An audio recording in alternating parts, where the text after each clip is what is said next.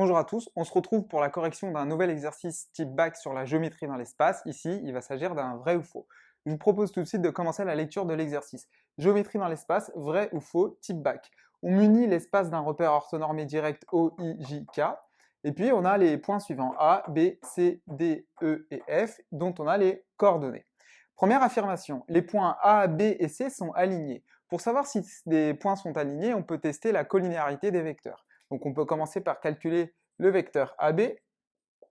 Pour calculer les coordonnées d'un vecteur, je vous rappelle qu'il faut faire xb moins xa, yb moins ya, zb moins za. Donc 3 moins 1, ça fait 2, 0 moins 2, ça fait moins 2, et 1 moins 3, ça fait moins 2. On peut maintenant calculer les coordonnées du vecteur AC. Donc comment calculer les coordonnées du vecteur AC? On fait moins 1, moins 1, ça fait moins 2, 0, moins 2, ça fait moins 2, et puis 1, moins 3, ça fait moins 2 également. Maintenant, pour savoir si ces vecteurs sont collinéaires, AB et AC, on peut faire les rapports des abscisses entre elles, des ordonnées entre elles et des codes entre elles pour savoir si effectivement on a systématiquement le même rapport ou pas. Alors, moins 2 divisé par 2. Moins 2 divisé par 2, ça fait moins 1. Et moins 2 divisé par moins 2 divisé par moins 2, ça fait 1.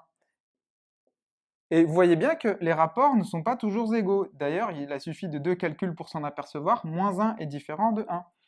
Donc, on peut écrire que moins 1 est différent de 1, donc les vecteurs AB et AC ne sont pas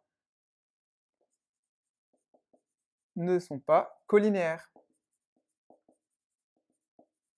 Ne sont pas collinéaires. Donc voilà, on a répondu à la première question. Donc si les vecteurs AB et AC ne sont pas collinéaires, les points ABC ne sont nécessairement pas alignés, auquel cas ils forment un plan. Ainsi, les points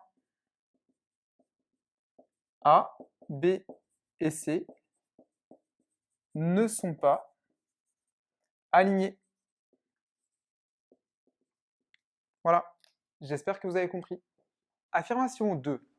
Le vecteur n de coordonnées 0, 1, moins 1 est normal au plan ABC. Alors, je vous rappelle que le plan ABC existe bel et bien, étant donné que les vecteurs AB et AC ne sont pas collinéaires. Ainsi, les points A, B et C ne sont pas alignés, comme on l'a vu dans la question précédente. Maintenant, comment vérifier si un vecteur est normal à un plan? Il faut vérifier que le vecteur est orthogonal à au moins deux vecteurs du plan. Deux vecteurs du plan que nous avons déjà, dont on a calculé les coordonnées dans la question précédente, à savoir le vecteur AB et le vecteur AC. Donc pour que le vecteur n soit orthogonal au plan ABC, il faut que le vecteur n soit orthogonal à ces deux vecteurs. Donc on va calculer le produit scalaire pour savoir si ces deux vecteurs sont orthogonaux. Comment? De la manière suivante, regardez, on va faire le produit scalaire entre le vecteur n et AB. Comment? En multipliant les abscisses d'entre elles, les ordonnées entre elles et les codes entre elles. 0 fois 2, 0 fois 2, plus 1 fois moins 2, plus moins 1 fois moins 2. On peut effectuer ce calcul de tête. 0 fois 2, ça fait 0. 1 fois moins 2, ça fait moins 2. Et moins 1 fois moins 2, ça fait plus 2. Moins 2 plus 2 égale 0. Donc on peut conclure que n, le vecteur n, est orthogonal au vecteur AB. Maintenant, je vous propose de faire le produit scalaire du vecteur n avec AC. Donc n scalaire AC. N scalaire AC qui va être égal à 0 fois moins 2. Donc 0 fois moins 2 plus 1 fois moins 2, 1 fois moins 2, plus moins 1 fois moins 2. Moins 1 fois moins 2. Alors, on peut effectuer le calcul. 0 fois moins 2, ça fait 0. 1 fois moins 2, ça fait moins 2. Et moins 1 fois moins 2, ça fait plus 2. Moins 2 plus 2, ça fait bien 0. Conclusion, n est orthogonal au vecteur AC. Donc, n est orthogonal à deux vecteurs non collinéaires,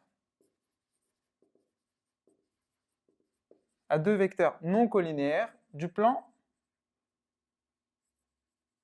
ABC. Donc, n est normal au plan ABC. Voilà, j'espère que vous avez compris. Affirmation 3. EF, la droite EF est séquente au plan ABC et leur point d'intersection est le milieu du segment BC. Donc, il faut qu'on vérifie si cette affirmation est vraie. Pour ça, on va dans un premier temps calculer l'intersection, les coordonnées du point d'intersection qu'on peut appeler I, Donc, soit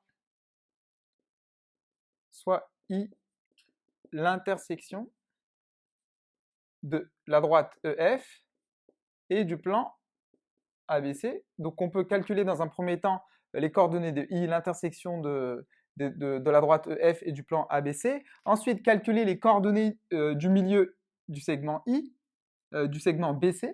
Et ensuite, vérifier si on obtient les mêmes résultats, auquel cas l'affirmation sera vraie, sinon l'affirmation sera fausse. Donc, pour déterminer l'intersection de la droite EF et du plan ABC, on va calculer d'abord l'équation paramétrique de la droite EF. Pour ça, on a besoin d'un vecteur directeur de la droite EF. Donc, on peut le calculer. Donc, le vecteur EF est un vecteur directeur de la droite EF. Donc, EF, on fait moins 2, moins 1, ce qui fait moins 1. Ensuite, moins 3, moins 2, ce qui fait moins 3, plus 2, ce qui fait aussi moins 1. Et enfin, on peut faire 4 moins 3 qui fait 1. Donc on a les coordonnées d'un vecteur directeur. On a également les coordonnées d'un point appartenant à la droite EF. On a donc l'équation paramétrique de la droite EF. Donc EF, deux points. On peut écrire x égale y égale z égale et calculer les abscisses x, y et z. Donc pour x, on peut d'abord commencer par mettre les coordonnées d'un point. On peut mettre les coordonnées du point E, donc moins 1, moins 2, et puis 3. Et ensuite, on va mettre les coordonnées d'un vecteur directeur qu'on va multiplier par t. Donc ça fait moins t ici, et plus t ici. On n'oublie jamais de préciser que t appartient à R pour que EF soit effectivement une droite, pour que cette équation paramétrique corresponde à l'équation paramétrique d'une droite. Alors maintenant, il faut aussi qu'on ait l'équation cartésienne du plan ABC. Donc on a un vecteur normal. Je vous rappelle que les coefficients de x, y et z de l'équation paramétrique, de l'équation cartésienne du plan ABC vont être 0, 1 et moins 1. Donc maintenant, équation cartésienne de ABC, deux points. Donc, de manière générale, l'équation cartésienne, c'est ax plus by plus cz plus d égale 0, où a, b, c, d sont des nombres réels. Alors, a, b, c vont être égales respectivement à 0, 1 et moins 1, c'est-à-dire 0x plus y moins z plus d égale 0. En réduisant un petit peu, on trouve y moins z plus d égale 0. Pour obtenir maintenant d, on peut remplacer x, y et z par les coordonnées d'un point appartenant au plan ABC. On peut prendre par exemple le point B, vu qu'on a une coordonnée nulle ici. Donc il n'y a pas de x, donc je ne remplace pas x par 3. Maintenant, y, je le remplace par 0, donc ça fait 0. Alors on peut écrire ici juste avant, or B appartient au plan ABC, d'où ici, on remplace y par 0, z par 1, donc z 0 moins 1 plus d égale 0. Enfin, on trouve que d égale 1 en faisant passer le moins 1 de l'autre côté, en faisant ce qu'il faut faire. Maintenant, ce qu'on peut faire, c'est écrire explicitement l'équation cartésienne du plan ABC, qui va être y moins z plus 1 égale 0. Je remplace tout simplement le d qui est là par 1. Maintenant, qu'est-ce qu'on peut faire? On peut introduire, pour déterminer les coordonnées de l'intersection I, du plan ABC et de la droite EF, on peut injecter dans l'équation cartésienne du plan l'équation paramétrique de la droite EF, ce qui va nous permettre d'obtenir moins 1 moins t. Ça, c'est x. Ce qui va nous permettre d'obtenir x. Ici, il n'y a pas de x, donc je ne remplace pas moins 1 moins t. Maintenant, il y a un y, donc le y, je peux le remplacer par moins 2 moins t, donc moins 2 moins t, moins le z, je le remplace par 3 plus t, 3 plus t, et ensuite, j'oublie pas d'écrire plus 1 égale 0. Et là, je peux réduire ce calcul, ça fait moins 2 moins t, moins 3 moins t, plus 1 égale 0. On continue ici. Donc, moins 2, moins 3, ça fait moins 5. Moins t, ça fait moins 2t. Il ne faut pas qu'on oublie le plus 1 égale 0. Moins 5 plus 1, ça fait moins 4. Moins 2t égale 0. Moins 2t est donc égal à 4. T est donc égal à moins 2. Parce que moins 2 fois moins 2, ça fait bien 4. Maintenant qu'on a t, la valeur de t, on peut remplacer dans l'équation paramétrique de la droite EF pour obtenir les coordonnées effectives du point I. Donc les coordonnées de I vont être, donc je remplace ici le t par le moins 2 qu'on a obtenu ici. Donc moins 1 moins 2, ça fait moins 1 plus 2, ce qui fait 1. Ensuite, je remplace ici le t par moins 2, donc moins 2 moins 2, ça fait moins 2 plus 2, ce qui fait 0. Et enfin, je vais remplacer le t qui est là par moins 2, donc 3 moins 2, ça fait 1. Donc on obtient les coordonnées du point d'intersection du plan ABC et de la droite EF. Donc voilà, on a les coordonnées du point I, intersection de EF et du plan ABC. Maintenant, il va falloir qu'on calcule le milieu du segment BC, qui est là. On va calculer le milieu du segment BC. Alors, comment calculer le milieu d'un segment? De la manière suivante, regardez bien. Donc, calculons les coordonnées du milieu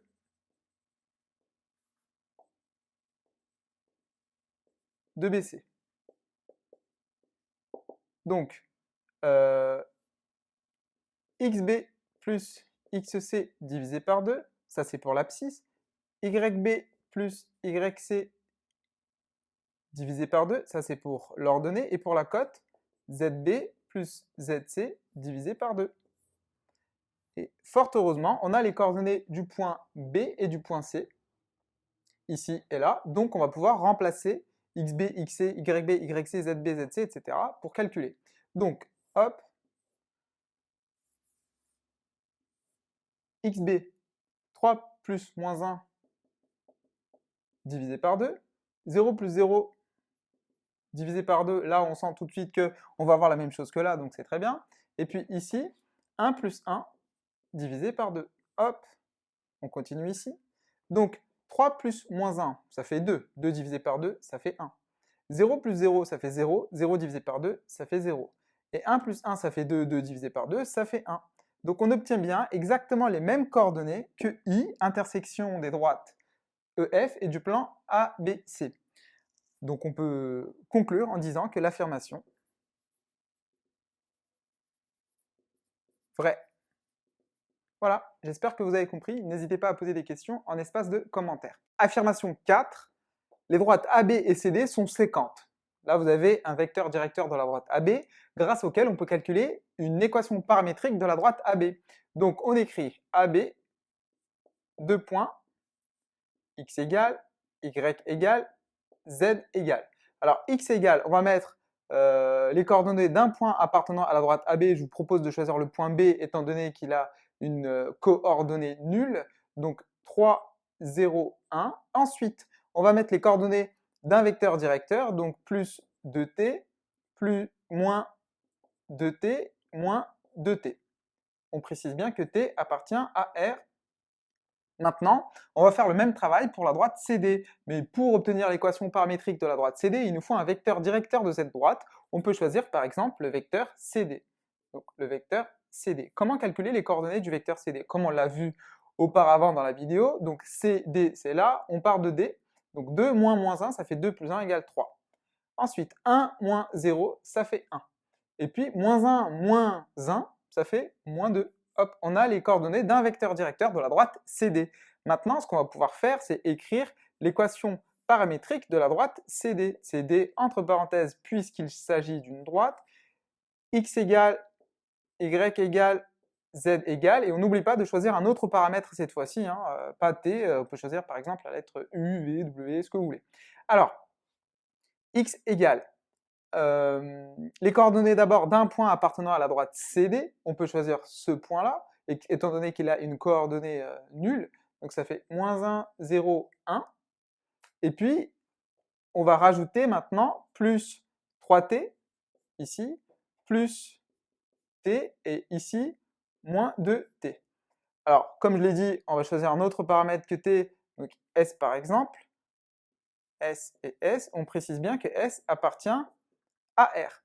On peut réduire maintenant ces équations paramétriques un petit peu. Donc ici, ce système est équivalent à celui-là. 3 plus 2t, y égale moins 2t, et puis z égale 1 moins 2t. Et ici, ce système est équivalent au système suivant. Donc x égale moins 1 plus 3s, y égale s et z égale 1 moins 2s. Maintenant, on veut chercher l'intersection de ces deux droites. Donc cette intersection, elle existe, et si et seulement si, on a le système suivant. Si et seulement si, le système suivant admet des solutions. Donc il faudrait que 3 plus 2t soit égal à moins 1 plus 3s. Il faudrait également que moins 2t soit égal à s. Il faudrait également que 1 moins 2t soit égal à 1 moins 2s. Il faut maintenant résoudre ce système. S'il existe des solutions, alors il existe un point d'intersection. On va continuer la résolution du système qui se trouve ici. Donc pour cela, je vous propose de travailler seulement sur les deux premiers systèmes et on va voir si c'est compatible avec la dernière égalité. Alors, ici, on voit que S est égal à moins 2t. On peut l'écrire, S est égal à moins 2t. Maintenant, dans la première équation, je peux remplacer S par moins 2t. Donc ça fait 3 plus 2t est égal à moins 1 plus 3 fois, à la place d'écrire S, je vais écrire moins 2t. Donc moins 2t. Je n'oublie pas d'écrire la dernière équation, à savoir 1 moins 2t est égal à 1 moins 2s. Allez, on continue ici.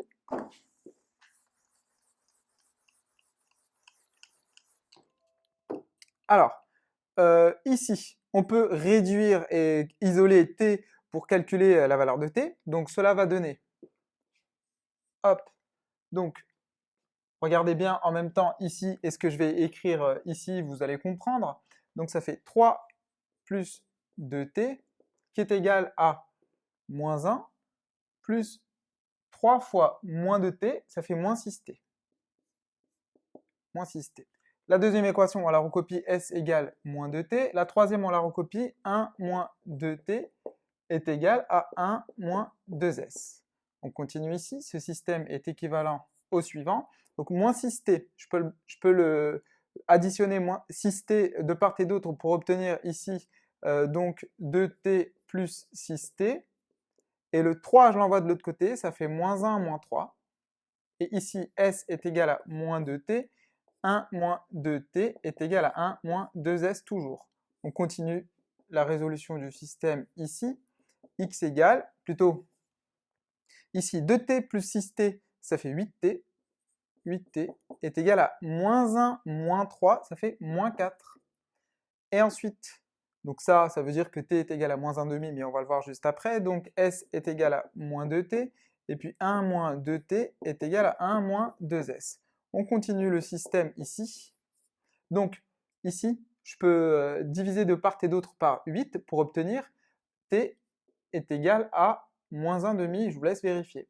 Je peux donc remplacer le t ici par moins 1,5, donc S va être égal à moins 2 fois moins 1,5, ce qui fait très exactement 1.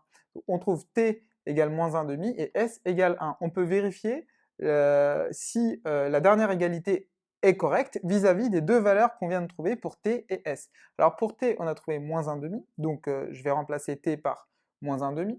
Donc ça fait 1 moins 2 fois moins 1,5 est égal à 1 moins 2 fois 1. On continue ici. Je recopie les deux premières égalités, à savoir t égale moins 1,5 et s est égal à 1. Et la dernière égalité, c'est maintenant qu'on va voir si le système possède des solutions. Donc moins 2 fois moins 1,5, ça fait 1, et 1 plus 1, ça fait 2. Et puis ici, on a 1 moins 2, ce qui fait moins 1. Est-ce que vous trouvez que cette égalité-là, celle-là, elle est vraie? Alors si vous trouvez qu'elle est vraie, ça veut dire que il y a des solutions, mais vous le savez très bien, en fait, cette égalité n'est pas vraie. Donc 2 n'est pas égal à moins 1, donc le système n'admet pas de solution, n'admet pas de solution, donc l'affirmation est fausse. Si le système n'admet pas de solution, ça veut dire que les droites A, B et C, D ne sont pas séquentes. Voilà, j'espère que vous avez compris. N'hésitez pas à poser des questions en espace de commentaires si ce n'est pas le cas. Et puis moi, je vous dis à bientôt pour une nouvelle correction d'exercice ou un nouveau cours sur les probabilités continues, et les lois densité de probabilité. Je vous remercie pour votre attention. À bientôt. Au revoir.